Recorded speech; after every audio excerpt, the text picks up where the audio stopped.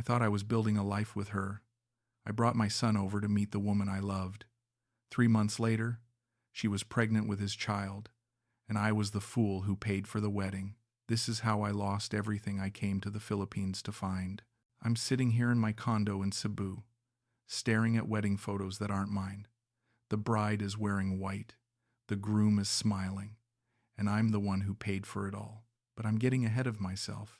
Let me tell you how I ended up here, holding pictures of my son marrying the woman I thought would spend her life with me. 4 years ago, my wife Martha passed away. 35 years of marriage, gone in 8 months after the diagnosis.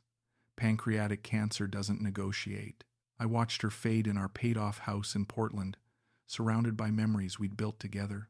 Every room held a piece of her. The kitchen where she made Sunday roasts, the garden she spent summers tending, the bedroom where we'd grown old together. After she died, that house became a tomb. I couldn't sleep, couldn't eat, couldn't breathe without feeling the weight of her absence crushing me. My son Derek pulled away after the funeral. He'd always been close to his mother, and losing her broke something in him. He buried himself in his tech sales job, stopped returning calls, visited maybe twice that first year. I understood. Grief makes people do strange things. But the loneliness was eating me alive. I'd wake up at 3 a.m. reaching for Martha, finding only cold sheets and silence. The silence was the worst part. American suburban silence is its own kind of death. My buddy from the construction crew, Frank, had retired to Cebu 2 years before Martha got sick. He kept sending me messages. "Jerry, you need to see this place. The warmth isn't just the weather. The people actually smile at you. They talk to strangers. They invite you to their homes. It's like stepping back in time to when people still gave a damn about each other." I ignored him for months. I wasn't ready. But one morning, I woke up and realized I couldn't spend another day in that house. I was 61 years old, and if I didn't leave, I'd die there too. So I sold most of everything, kept my pension, my savings, and my late wife's wedding ring in a box I couldn't throw away. I bought a one-way ticket to Cebu. I told Derek over the phone, "Son, I need a change. I'm moving to the Philippines for a while." He said, "Dad, are you sure that's a good idea?" I said, "I'm sure staying here is a bad one." He didn't argue. I think part of him was relieved he wouldn't have to watch me fade away in that empty house. I didn't come here looking for love. I'd had love, real love, the kind that survives mortgage payments and sick kids and broken water heaters. I wasn't naive enough to think I'd find that again. I just wanted peace, maybe some companionship, a reason to wake up in the morning that wasn't just habit. Then I met Leah. It was at a church charity event. Frank dragged me there. "You need to get out, Jerry. Meet some people. Stop sitting in your apartment like a hermit." I almost didn't go, but something about that morning felt different. Maybe it was the sunlight coming through my window. Maybe it was the fact that I'd woken up and didn't immediately think about Martha. Maybe I was just ready to try. The event was a feeding program for underprivileged kids. Volunteers were serving rice and chicken, and there was this woman organizing everything. She had this energy about her, directing people, laughing with the children, making sure everyone got fed. She was young, maybe late 20s, with dark hair pulled back in a ponytail and a smile that seemed genuine. Not the polite smile you give foreigners, the real kind. Frank introduced us. "Leah, this is Gerald. He just moved here from the States. Gerald, this is Leah Santos. She runs these events." She shook my hand. Her grip was firm. "Welcome to Cebu, Gerald. How are you finding it so far?" I said, "Still figuring it out." She laughed. "Well, you picked a good day to start. We always need more volunteers. You any good with kids?" I shrugged. "Raised one. He turned out all right, I think." She smiled at that. "Then you're hired." I spent the next 3 hours helping serve food. Leah kept checking in, making sure I was okay, explaining things I didn't understand. She didn't treat me like a lost old foreigner. She treated me like I mattered, like my presence there meant something. At the end of the day, she said, "Thank you for helping, Gerald. You should come back next week." I said, "I'd like that." And I meant it. That night, Lying in bed, I realized something. I hadn't thought about Martha once that day, not because I'd forgotten her, but because for the first time in 4 years, I'd felt something other than grief. I'd felt useful, seen, like maybe there was a reason I'd gotten on that plane after all. I went back the next week, and the week after that, Leah and I started talking more. Real conversations, not just small talk. She asked about my life in Portland, about Martha, about why I'd come to the Philippines. I told her the truth. I was drowning back home. I needed air. She nodded like she understood. Sometimes you have to leave everything behind to find yourself again. I asked about her. She told me she'd worked in a call center for years, graveyard shifts talking to angry Americans about their cable bills. I hated it, she said, but it paid. Now I do freelance social media work. It's not much, but it's mine. She had a daughter, Angela, from a previous relationship, 5 years old. Her father's not in the picture, she said quietly. It's just us and my family. I didn't push. Everyone's got their stories. What struck me was how she listened, really listened. When I talked about Martha, she didn't change the subject or look uncomfortable. She said, "You must have loved her very much." I said, "I did. 35 years. She touched my hand. "That's beautiful, Gerald. Not many people get that." Something in her voice made me believe she meant it. After about 6 weeks, she invited me to her family's house in Talisay for Sunday lunch. I was nervous. Meeting the family felt significant, but when I got there, they welcomed me like I was already part of them. Her mother hugged me. Her brothers shook my hand. Angela, her daughter, climbed onto my lap and asked me to read her a story. Leah watched from across the room, smiling. After lunch, she walked me outside. "Thank you for coming, Gerald. It means a lot to me," I said. "Thank you for inviting me. Your family's wonderful." She looked at me for a long moment. "You're wonderful too. I hope you know that." That's when things shifted. We started spending more time together outside the charity events. She'd take me to local markets, teach me Cebuano phrases, laugh when I mispronounced everything. Angela started calling me Tito Gerald, Uncle Gerald. It felt good, natural, like I was building something again. I started helping out financially. Nothing crazy at first. Groceries here and there, school supplies for Angela. Leah's mother needed repairs on the roof, so I paid for that. It never felt transactional. It felt like what you do for people you care about. Leah never asked directly. She'd mentioned something in passing. "Angela needs new school shoes, but I can wait until next month." I'd show up the next day with the shoes. She'd hug me. "Gerald, you didn't have to do that." I'd say, "I wanted to." She started holding my hand in public, resting her head on my shoulder during long jeepney rides. We'd sit on the beach at sunset, and she'd talk about her dreams. "I want to give Angela a better life. I want her to go to college. I want to stop worrying about money every single day." I understood that. I'd spent my whole life building things, providing for my family. It's what I knew how to do. And for the first time since Martha died, I felt like I had a purpose again. One night, about 4 months after we met, we were sitting on my balcony. The city lights were spread out below us, and Leah was quiet. Too quiet. I asked, "What's on your mind?" She took a deep breath. "Gerald, I need to tell you something." My stomach dropped. Here it comes, I thought. She's going to tell me this was all a mistake, that I'm too old, that she can't do this. But instead, she said, "I think I'm falling for you." I stared at her. "You sure about that?" She nodded. "I know we're different. I know people will talk. But I don't care. You make me feel safe. You make me feel like I matter." I pulled her close. "You do matter, Leah, more than you know." That night, something changed. We weren't just friends anymore. We were something more. And I believed her. God help me. I believed every word. We moved in together a week later. I rented a bigger apartment in a nicer area, 2 bedrooms, so Angela could have her own space when she stayed over. I bought Leah a new laptop for her freelance work, set up a little office area for her. She cried when she saw it. No one's ever done anything like this for me, I said. Get used to it. I was building again. Not houses this time. A life. A family. It felt right. It felt like maybe I deserved a second chance after all. The first few months were good. Really good. We fell into a rhythm. I'd make breakfast while she worked. We'd take Angela to the park on weekends. We'd watch movies on the couch, her head on my chest, and I'd think, this is it. This is what I came here for.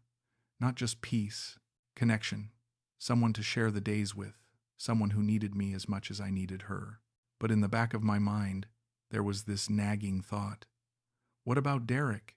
My son hadn't met Leah, hadn't seen this new life I was building.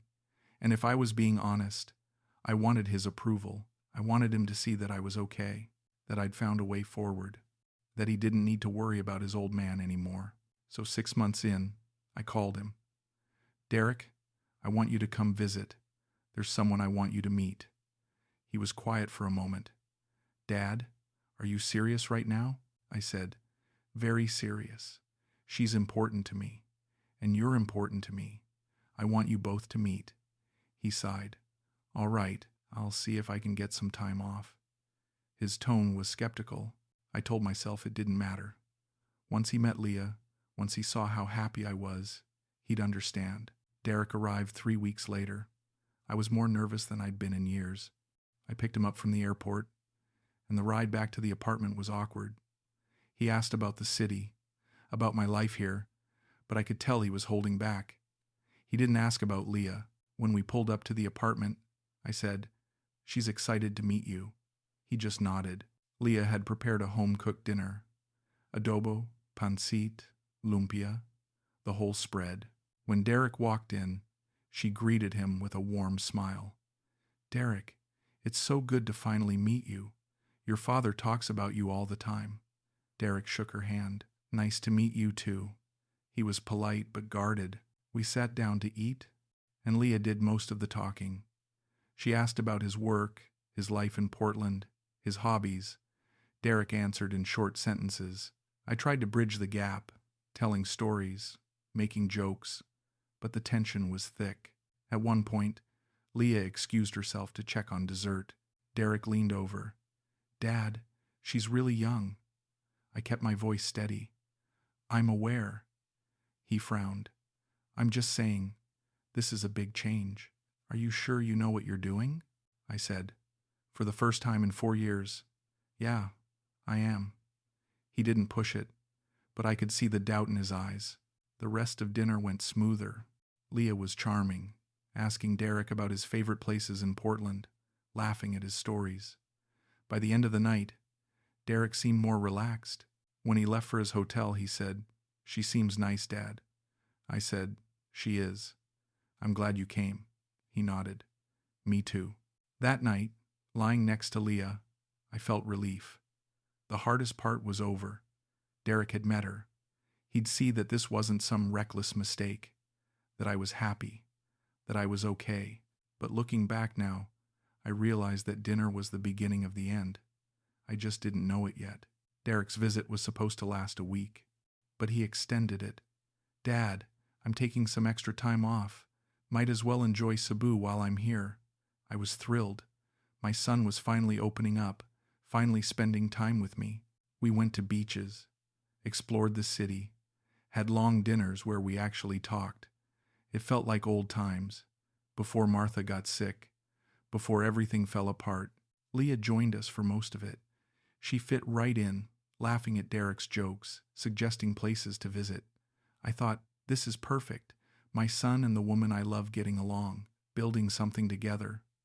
But then I started noticing things, small things. Leah started going out more. I have a freelance meeting, she'd say. Or, I need to run errands with a friend. Derek would offer to drive her. It's no problem, Dad. You rest. You've been walking all day. I'd thank him. Thoughtful kid, I told myself, helping out. But then they'd come back late. Sometimes, after midnight, laughing quietly in the hallway, I'd ask, How'd it go? Leah would say, Good. Derek helped me pick out some stuff for Angela. Derek would nod. Yeah, just errands. I wanted to believe them. I had to believe them, because the alternative was unthinkable. One night, I woke up at 2 in the morning. The apartment was dark. I got up to get water and saw Leah's bedroom door open. She wasn't there. I walked down the hallway and saw light under Derek's door. My heart started pounding. I stood there for a full minute, telling myself there was a logical explanation. Maybe she couldn't sleep. Maybe they were just talking. Then the door opened. Leah stepped out, holding her phone. She jumped when she saw me. "Gerald, you scared me," I said. "What are you doing?" She held up the phone. "I was looking for my charger. I thought Derek might have an extra one." I looked past her into Derek's room. He was sitting on the bed, laptop open. He didn't meet my eyes. "Yeah, I had one," he said. Leah squeezed my arm. "Come on, let's get you back to bed." I let her lead me away, but I didn't sleep the rest of that night. The next morning, I found a receipt in Derek's jacket pocket. I wasn't snooping. I was doing laundry. But there it was, a hotel in Mactan. 2 nights, dated 3 days ago. My hands shook as I held it. When Derek came out for breakfast, I showed it to him. "What's this?" He glanced at it. "Oh, yeah, I went there to work for a couple days. Better Wi-Fi. Needed to take some calls." I said. "You didn't mention it." He shrugged. "Didn't think it was a big deal. Why?" I folded the receipt. "No reason. Just curious." He went back to his coffee, but I saw something in his face. Guilt, or maybe I just wanted to see it. That afternoon, Leah said she was going out again. "Meeting a client," Derek said. "I'll drive you." I said, "Actually, I'll come along. I could use the air." They exchanged a look, quick, almost imperceptible. Leah said, "Gerald, you don't have to. It's just boring work stuff," I insisted. "I don't mind," Derek said. "Dad, seriously, rest. We'll be back in a couple hours." I backed down. What was I going to do? Accuse them? Of what? I had no proof, just a feeling, a terrible, gut-wrenching feeling that something was wrong. They left together. I sat in the apartment, staring at the walls. The silence was back, the same silence that drove me out of Portland. I tried to convince myself I was being paranoid. Leah loved me. Derek was my son. They wouldn't do this to me. But then I remembered the way she looked at him, the way he avoided my eyes, the late nights, the hotel receipt. I went into Derek's room. I wasn't sure what I was looking for. His laptop was closed on the desk. His suitcase was half packed. And then I saw it, on the nightstand, Leah's bracelet, the one I'd bought her 2 months ago. She wore it every day. Why was it in Derek's room? I picked it up. It was warm, like she'd just taken it off. I sat on his bed, holding it, and something inside me broke. Not anger, not yet. Just this deep, hollow ache, like I'd been walking toward a cliff in the dark and finally stepped off. When they came back that night, I didn't say anything. I put the bracelet back where I found it. I ate dinner with them. I smiled. I laughed at Derek's jokes, and I watched them, the way Leah touched Derek's arm when she talked, the way Derek leaned toward her, the way they looked at each other when they thought I wasn't paying attention. I wasn't paranoid. I was right, and I didn't know what to do about it. Derek's visit stretched into 3 weeks. Every day, the distance between us grew, not physically. We were still eating meals together, still going out. But emotionally, I was watching from the outside. They had their own language now. Inside jokes I didn't understand, shared glances, long conversations that stopped when I entered the room. Leah started sleeping in the guest room. "I haven't been feeling well," she said. "I don't want to keep you up." I said, "I don't mind." She kissed my forehead. "I know, but I do." She closed the door, and I lay alone in the bed we used to share, listening to footsteps in the hallway at night, whispers, the creak of Derek's door. I told myself I'd confront them. Tomorrow, Tomorrow I'd sit them both down and ask what the hell was going on. But tomorrow came, and I couldn't do it, because once I asked, I'd have to hear the answer, and I wasn't ready for that. One night, I pretended to go to bed early. I left my door cracked and waited.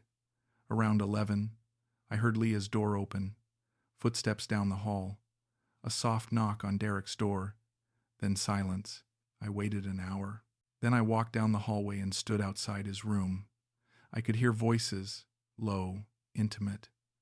Leah laughed. Derek said something I couldn't make out. More laughter. I pressed my hand against the door. I could push it open. I could end this right now. But I didn't. I went back to my room, closed the door, and stared at the ceiling until sunrise. The next morning was a Sunday. I woke up early, like I always did. I made coffee. It was my ritual, the one thing that still felt normal.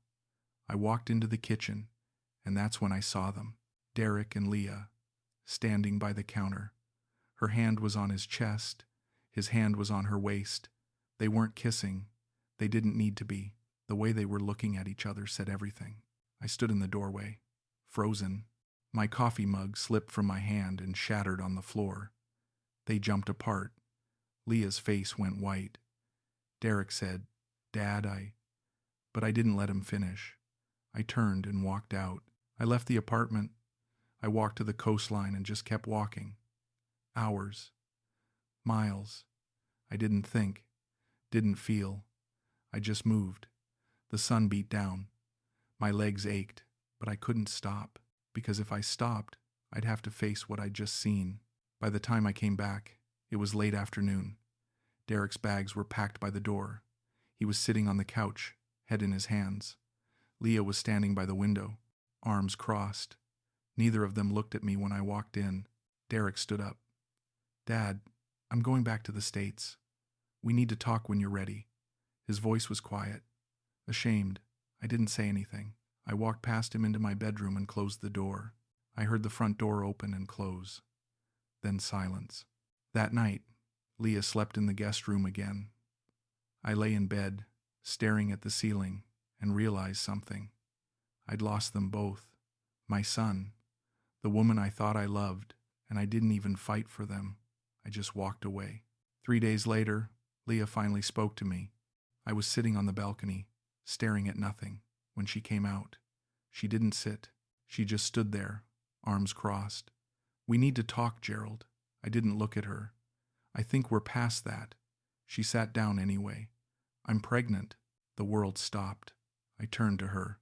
"What?" She met my eyes, steady, unflinching. "I'm pregnant." My chest tightened. "Is it mine?" I already knew the answer. She shook her head. "It's Derek's." The words hung in the air. I couldn't breathe, couldn't think. She kept talking. "I didn't plan this, Gerald. I didn't mean for any of this to happen. I found my voice." "How long?" She looked away. It started 2 weeks into his visit. 2 weeks, while I was showing him around the city, while I was hoping he'd accept my new life, while I was trusting both of them. "Why?" I asked. My voice cracked. "Why him?" She sighed. "He makes me feel alive, Gerald. You make me feel safe. But I need more than safe." I stared at her. "So I was just, what? A placeholder?" She didn't answer. She didn't have to. She kept talking. "Derek and I have been messaging every day since he left. He wants me to move to the States. He wants us to be together." I laughed. It came out bitter. "And what do you want?" She looked at me then. Really looked at me. "I want a life, Gerald. A real one. With someone who can give me a future, not just stability." I said. "I gave you everything." She nodded. "I know, and I'm grateful. But gratitude isn't love." Then she said the words that destroyed me. "You've been so good to me, Gerald. I thought maybe you'd want to help us one more time." I couldn't believe what I was hearing. "Help you?" She leaned forward. "Derek wants to marry me, but I need a visa to move to the States. The process is expensive and complicated. I thought maybe you could." I stood up. "You want me to pay for you to leave me?" To be with my son? She stood too. I know how it sounds, but you've always been generous. I thought. I cut her off. Get out, she blinked. Gerald, I said it louder. Get out of my sight. She left. I heard her bedroom door close, and I sat back down on the balcony and cried for the first time since Martha died. I should have thrown her out. I should have called Derek and told him to stay the hell away. I should have walked away from both of them and never looked back. But I didn't, because deep down, I knew something they didn't. If I cut them off, they'd find a way anyway. And Derek would resent me forever. And Leah would tell her family I was cruel, and I'd be the villain in a story I never asked to be part of. So I helped. God help me. I helped. I paid for Leah's visa application, $3,000. I covered her medical exams, document processing, legal fees, every time she needed something. I handed over the money. She'd thank me quietly. No hugs, no affection. Just, thank you, Gerald. Like I was a bank, a resource, nothing more. Derek called a few times. Awkward conversations where he'd ask how I was doing and I'd say, fine. He never apologized. Not really. He'd say things like, I know this is hard, Dad, or I never meant to hurt you. But he never said, I'm sorry, and I never asked him to. 2 months later, Derek flew back to Cebu. He was marrying Leah in a civil ceremony at the courthouse. Small, quiet, just a few witnesses. Leah asked if I'd come. I said, why would I? She said, because you've been part of this from the beginning. Because I want you to see that I'm happy.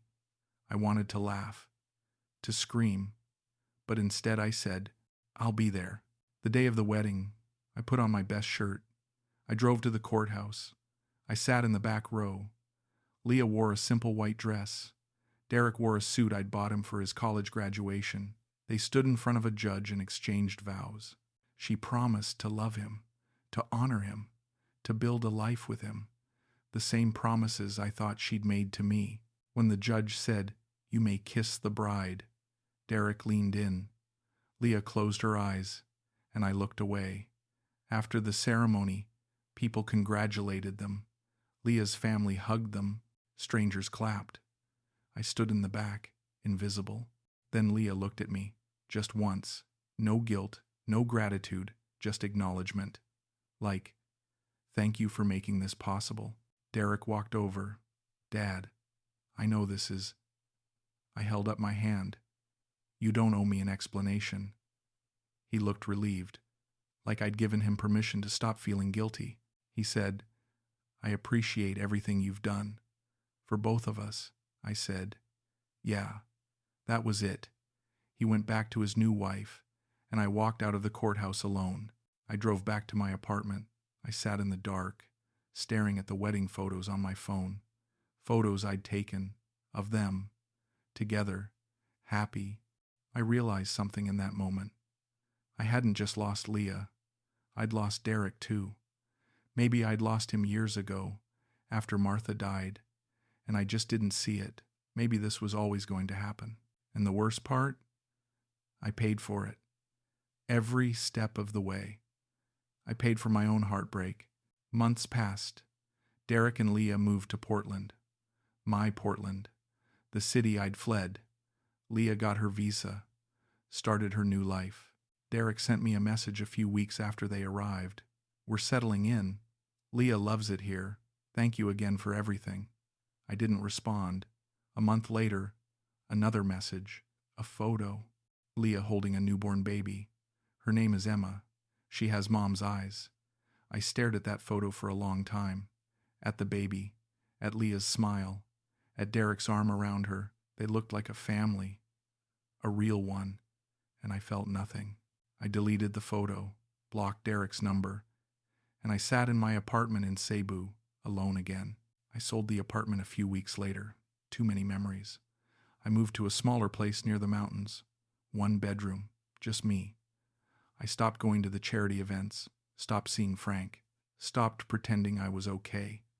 I spent my days walking, reading, sitting by the water. I didn't hate them. That's the strange part. I didn't even miss them, I just felt empty. People would ask, "Why'd you stay in Cebu? Why not go back to the States?" I'd say, "There's nothing for me there." And it was true. Portland was Derek's city now, his life, his family. There was no room for me. I thought about Martha a lot during those months. Wondered what she'd think of all this. Would she be disappointed in Derek, in me, or would she just be sad? I'd sit on my balcony at night, looking at the stars, and I'd talk to her, out loud, like she could hear me. I tried, Martha. I really tried. But I don't know how to do this anymore. I don't know how to be alone and okay with it. One morning, I woke up and realized something. I hadn't come to the Philippines to find love. I'd come to escape loneliness, and loneliness had followed me. It always does. You can fly across the world, start over, build a new life, but if you don't deal with what's inside you, it just comes along for the ride. I started walking more. Long hikes in the mountains. I'd pass villages, talk to locals, sit with old men playing chess. I wasn't looking for connection anymore. I was just existing. And slowly, over time, that became enough. I stopped checking Derek's social media, stopped wondering about Leah, stopped replaying every moment, every choice, every red flag I'd ignored. I let it go, not because I forgave them, but because holding on to it was killing me. I found a small carpentry shop in town. The owner, an old Filipino man named Ernesto, let me hang around. I'd help him with projects, building tables, fixing chairs, working with my hands again.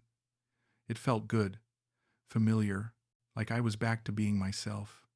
Just Gerald, not someone's father, not someone's lover, just a man who knew how to build things. Ernesto never asked about my past, never pushed.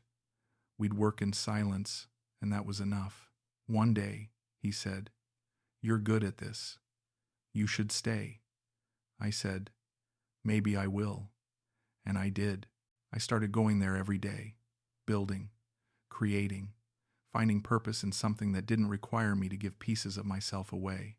I'm still in Cebu, still in that small apartment near the mountains. I don't have much. A bed, a few books, tools I bought from Ernesto's shop. But I don't need much anymore. I wake up when the sun rises. I work, I walk. I sit by the water and watch the world go by. And for the first time since Martha died, I'm not running from anything. I don't know if Derek thinks about me, if he feels guilty, if he tells Emma about the grandfather who helped bring her into the world. I don't know if Leah ever thinks about the man who loved her when she had nothing. And honestly, I don't need to know. Their lives are their own now, and mine is mine. I'm not bitter. I'm not broken. I'm just different. I came here thinking I needed someone to fill the emptiness. But what I really needed was to learn how to sit with it, to stop seeing loneliness as something to fix and start seeing it as something to accept. We spend our whole lives running from being alone. But sometimes, alone is exactly where you need to be. I think about that dinner a lot, the one where Derek met Leah for the first time. If I could go back, would I change it? Would I never invite him? Would I see the signs earlier and end it before it started? I don't know. Maybe this was always going to happen. Maybe I was always going to lose them both. Maybe that was the lesson I needed to learn. I'm 63 now. I've got another 20 years if I'm lucky. And I'm going to spend them building things. Not relationships, not families, just things. Tables, chairs, maybe a small house someday. Things that don't leave. Things that don't betray you. Things that stay exactly what they are. This morning, I got a message from an unknown number. I almost didn't open it, but curiosity got the best of me. It was Derek. "Dad, I know we haven't talked in a long time, but I wanted you to know that Emma's turning 2 next month. Leah and I would like you to meet her, if you want." I stared at that message for a long time. Part of me wanted to say yes, to see my granddaughter, to try again, but I know how this ends. I'd fly back to Portland. I'd meet Emma. I'd sit at their table, surrounded by the life I paid for, and I'd feel like a ghost, a stranger in my own story. So I wrote back, I'm happy you're happy, Derek, but I think it's better if I stay here. Give Emma my love. I hit send, then I blocked the number. Again, I'm done giving pieces of myself away. I'm done being the man who helps everyone but himself. I'm done building lives for other people. I'm building my own now. And it's small, and quiet, and mine, and that's enough. 3 months after I blocked Derek's number, I met a man at Ernesto's shop. American guy, maybe 70 years old, with hands like mine, rough, scarred, builder's hands. He was looking for someone to help him repair a deck at his beach house. Ernesto pointed at me. Gerald can do it. The man looked me over. You know what you're doing? I said. I've been doing this for 40 years. He nodded. Good. When can you start? His name was Robert. He'd been in Cebu for 15 years. Retired Navy. Lost his wife to a stroke back in '08. Never remarried. Never dated. Just lived alone in his beach house, fishing and reading and existing. We worked on that deck for 3 weeks. Didn't talk much the first few days. But eventually, he asked, So what's your story? You don't seem like the typical expat. I said, What's the typical expat? He laughed. Running from something, chasing something, looking for a young wife or a cheap life or both. I kept sanding. Maybe I'm all of those, he said. Maybe, but you don't seem like it. I told him. Not everything, but enough. About Martha. About coming here to escape. About Leah. About Derek. About paying for my son to marry the woman I thought I loved. Robert listened without interrupting. When I finished, he was quiet for a long time. Then he said, You know what your problem is? I said, I've got a lot of problems. Which one are we talking about? He smiled. You think loving someone means sacrificing yourself? That's not love. That's fear. I stopped working. What do you mean? He set down his hammer. You gave everything to Leah because you were afraid of being alone. You paid for their wedding because you were afraid Derek would hate you. You've been afraid your whole life. Afraid of losing Martha. Afraid of losing Derek. Afraid of being by yourself. So you kept giving, kept building, kept trying to make yourself necessary. But here's the thing, Gerald. You can't make people need you. And even if you could, what kind of life is that? His words hit me harder than I expected. I said, So what was I supposed to do? Just let them go? He said, Yes. The moment you saw what was happening, you should have walked away. Not out of anger, not out of revenge, but out of self-respect. You taught them that you don't matter, that your feelings don't count, that they could do whatever they wanted and you'd still be there, checkbook open, ready to help. You trained them to use you, Gerald. I wanted to argue, to defend myself, but I couldn't, because he was right. Every choice I'd made since meeting Leah had been about avoiding pain, avoiding loneliness, avoiding the hard truth that sometimes people leave and there's nothing you can do about it. I'd tried to buy love, to build it, to earn it, and all I'd done was lose myself. Robert stood up. Come on, let's take a break. I've got cold beer in the fridge. We sat on his porch, looking out at the ocean. He handed me a San Miguel. You know what I learned after my wife died? I said. What? He took a long drink. That grief doesn't kill you. Trying to outrun it does. I spent 2 years after she died trying to feel normal, trying to be the man I was before, dating, traveling, keeping busy, and I was miserable. Then one day, I just stopped. Stopped trying. Stopped running. I sat in my house and I let myself feel it. All of it. The sadness, the anger, the loneliness. And you know what happened? I shook my head. He smiled. Nothing. Nothing happened. The grief didn't kill me. It just became part of me. And once I accepted that, I could finally breathe again. I sat with that for a while. The sound of waves, the taste of cold beer, the sun setting over the water. Robert said, You're doing better than you think, Gerald. You left Portland. You left Derek and Leah behind. You're working with your hands again. You're not chasing anything. That's progress. But you're still carrying them around. still letting them take up space in your head, still wondering if you made the right choices. Stop wondering. You did what you did. It's over. Let it be over. I said, how do you just let go? He shrugged. You decide to. Every morning, every time they pop into your head, you say, that's not my life anymore, and eventually, your brain believes it. I finished my beer. You make it sound easy, he laughed. It's not. It's the hardest thing you'll ever do, but it's better than the alternative. We finished the deck 2 days later. Robert paid me double what we'd agreed on. For the therapy session, he said with a grin. I tried to give it back. He refused. Keep it. Buy yourself something. Or save it. Or burn it. I don't care. Just don't give it away. I knew what he meant. Thanks, Robert. He clapped me on the shoulder. Come by any time. I've always got beer and I'm always out of conversation. I started going to Robert's place once a week. We'd work on projects around his house. Fix things that didn't really need fixing. Drink beer. Talk. Sometimes about our pasts. Sometimes about nothing. He became the closest thing I had to a friend.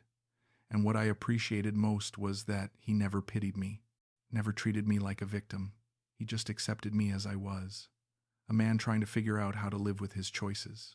One afternoon, about 6 months after I'd finished his deck, Robert said, I'm thinking about selling the house, moving back to the States. My daughter's pregnant. First grandkid. I want to be around for it. I felt a pang of something. Not jealousy exactly, just awareness. That's what normal families do. They stay connected. They show up for each other. I said, that's great, Robert. She's lucky to have you. He looked at me. You could go back too, you know. Meet your granddaughter. Try again with Derek.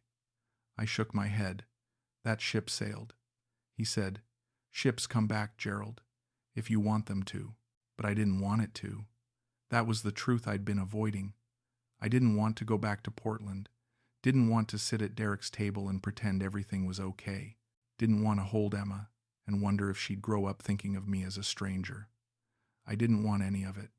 What I wanted was exactly what I had. A small life, a quiet life, a life that was mine. Robert left 3 months later. We shook hands on his porch. Take care of yourself, Gerald, I said. You too. Enjoy that grandbaby. He smiled. I will. And hey, if you ever change your mind about Derek, my offer stands. I've got a guest room in Colorado.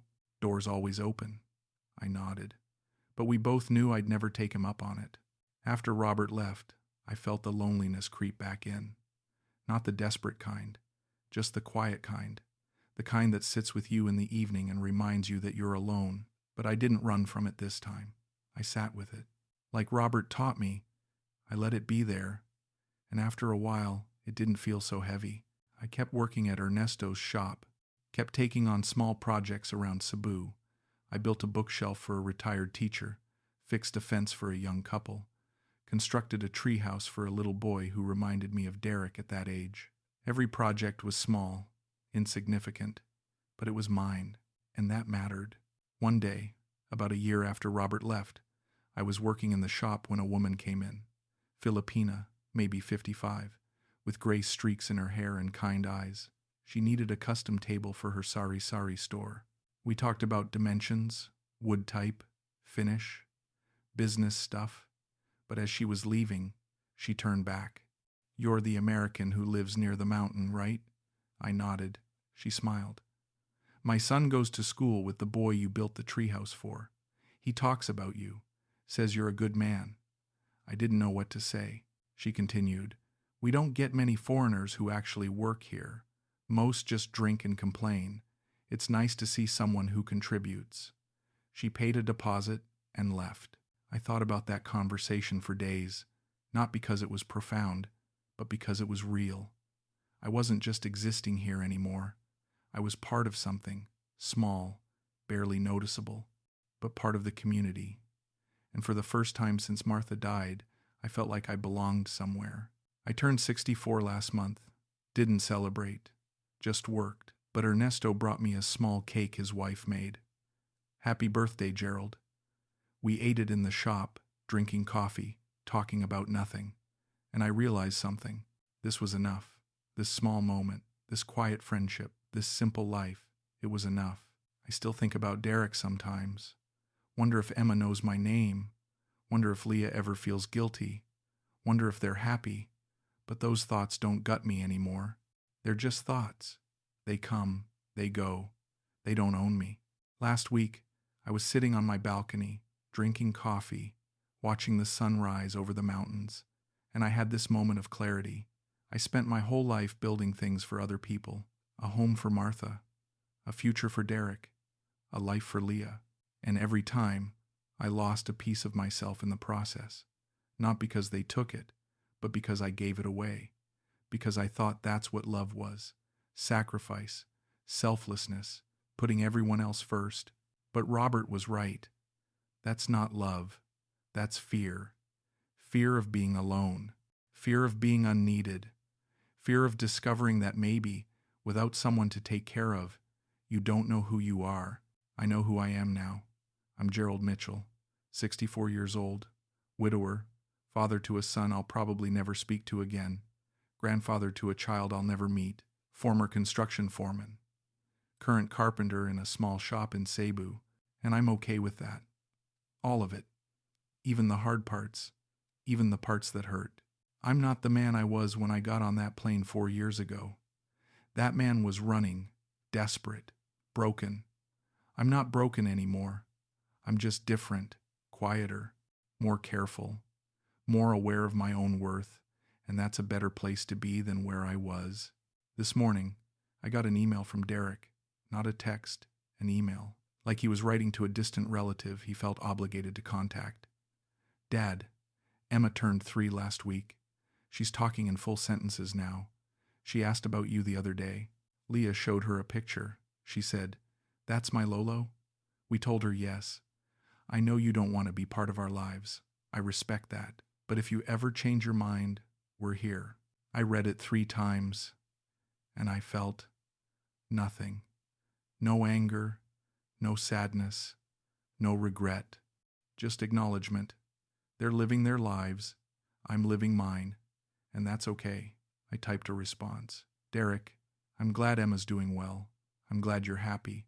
But no, I won't be changing my mind. Not out of anger, just out of acceptance. You made your choice. I made mine. We're both living with them. Take care of your family. I'm taking care of myself now. I hit send, and I deleted the email. I won't hear from him again. I know that, and I'm okay with it, because I finally learned what I should have learned years ago. You can't control who stays. You can't control who loves you. You can't control anything except how you show up for yourself. And for the first time in my life, I'm showing up. Not for Martha, not for Derek, not for Leah, for me. I'm building a small house near the coast. Just 1 room, a kitchen, a porch, nothing fancy. But it's mine. Every nail, every beam, every decision, mine. Ernesto's helping me. We work slowly, no rush, no deadline. Just 2 old men building something that'll last. He asked me yesterday, "What are you going to do when it's finished?" I said, "Live in it. Wake up every morning and look at something I built for myself, something no one can take away." He smiled. "That's a good plan, Gerald." And it is. It's the best plan I've ever had, because it's not about anyone else. It's just about me, learning to exist, learning to be alone without being lonely, learning that I don't need someone else to validate my existence. I'm enough, just as I am. I don't know how this story ends. Maybe I'll live in that little house for the next 20 years. Maybe I'll get sick. Maybe I'll die alone on that porch, looking out at the ocean. And maybe that's okay, because I'll die knowing I finally learned how to live for myself. I'll die knowing I stopped running, stopped giving myself away, stopped being afraid of the silence. Martha used to say, "Gerald, you're always building something. What are you going to do when there's nothing left to build?" I never had an answer, but I do now. When there's nothing left to build, you sit with what you've already made. You appreciate it. You let it be enough, and you stop looking for the next project the next person, the next thing that'll make you feel whole. I am whole. Broken, scarred, imperfect, but whole. And that's the only ending that matters. Not revenge, not reconciliation, not redemption, just acceptance of who I was, who I became, and who I am now. A man who finally learned that the only person you need to build a life for is yourself. I finished my coffee. The sun is fully up now.